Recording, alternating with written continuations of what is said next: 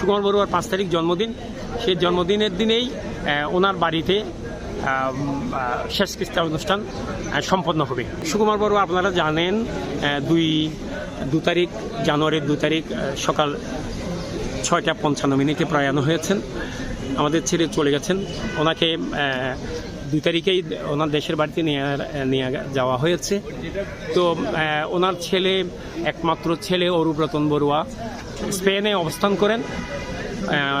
তার জন্য অপেক্ষা করা হচ্ছে, সে আসবে এবং আজকে 3 তারিখ জানুয়ারি, আজকে 3 তারিখ সে ফ্লাইটে এতক্ষণ ফ্লাইট উঠে গেছে। কালকে নাগাদ, কালকে 11:30 নাগাদ ঢাকাতে ও অবতরণ করবে। আস্তে আস্তে সন্ধ্যা হয়ে যাবে, সেই জন্য কালকে সুকুমার বড়ুয়াকে রেখে পরশুদিন 5 তারিখ, সুকুমার বড়ুয়ার 5 তারিখ জন্মদিন।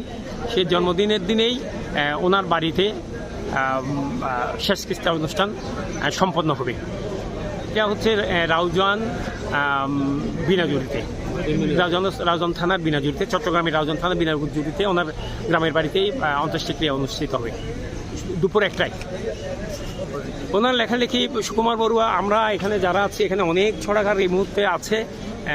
আমাদের বাংলাদেশের যারা খুব ভালো ছড়া লিখছে সবাই সুকুমার বড়ুয়ার ছায়া তলে থেকেই সুকুমার বড়ুয়াকে আমরা অনুসরণ করছি, ওনার ছায়া আমরা শীতল হচ্ছি, ওনার লেখার ছন্দে আমরা অনুরণিত হচ্ছি। এক্সট্রিম মশার কয়েল প্ল্যান্ট ফাইবার দিয়ে তৈরি, ডেঙ্গু, চিকুনগুনিয়া বাহি সহ যে কোনো মশার বিরুদ্ধে দেয় এক্সট্রিম সুরক্ষা। আমরা দুলছি ওনার ছড়া পড়েই, ওনার ছন্দ, ছড়া, ওনার লেখা, এই ওনার লেখার এই লেখালেখি, ওনার লেখা পড়েই আমরা সমৃদ্ধ হচ্ছি। এবং সুকুমার বড়ুয়া বলেই কথা, উনি একজন প্রতিষ্ঠান।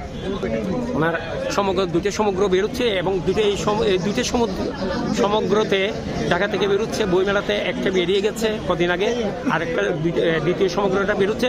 আর এই দুইটাতে সুকুমার বড়ুয়ার যাবতীয় কোনো লেখা বাদ থাকবে না আশা করি। আমি খুব কাছে থেকে দেখেছি, দুটাতেই সম্পূর্ণ লেখা সুকুমার বড়ুয়া প্রকাশিত অপ্রকাশিত সবগুলো থাকবে এখানে।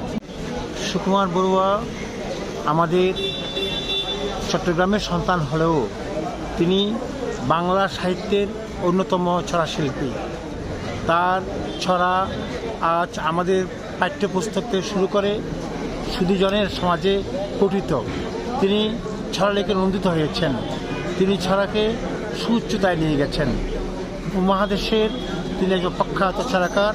সুকুমার রায়, অনন্তশঙ্কর রায়ের পরে সুকুমার বড়ুয়া নাম উচ্চারিত হয়। এছাড়াও তিনি চট্টগ্রাম আঞ্চলিক ভাষায় অনেক ছড়া লিখেছেন, যেটা আমাদেরকে তৃপ্ত করে। ছড়া সাহিত্যিক সুকুমার বড়ুয়ার মৃত্যুতে আমরা গভীর শোক প্রকাশ করছি। আমাদের চট্টগ্রামের সকাল সংসদ এবং চট্টগ্রাম একাডেমির পক্ষ থেকে শোক প্রকাশ করছি।